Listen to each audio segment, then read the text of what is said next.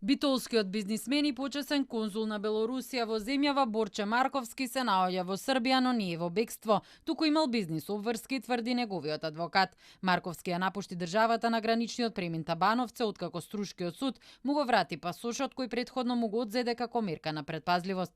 Марковски и уште 7 други лица се обвинети за кривични дела поврзани со јавна набавка за дислокација на погонски станици од ТЕЦ Осломе и во Рек Битола. Марија Николовски, адвокатот на Марковски, за Телма вели дека неговиот клиент отишол во Србија каде има фирма и ќе се врати во земјава престојниот викенд. Тој има сериозна фирма во Србија, без него не може да функционира. Денеска и утре има тешки состаноци, в сабота ќе биде во Македонија.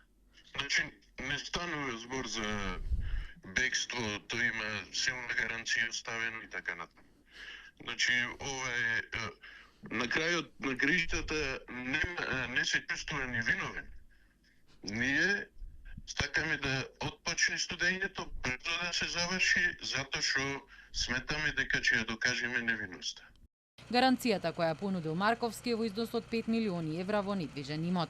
Од државното обвинителство соопштија дека во моментов не може да се смета дека обвинетиот е во бегство и тој има обврска да се јавува пред судот. Надлежниот јавен обвинител од Струшкото обвинителство на 15 јуни дал негативно мислење за укинување на дополнителните мерки за предпазливост. Одбраната на Марковски се жалела во повисокото висше обвинителство во Битола, кое донело позитивно мислење за враќање на пасошот.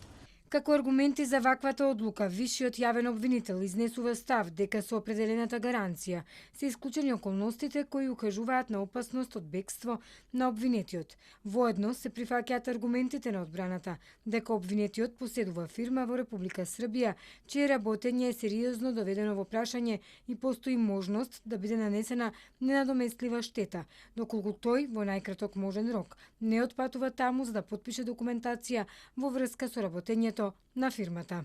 Од обвинителството додаваа дека сите аспекти на таквата одлука и соодветната аргументација ќе бидат испитани.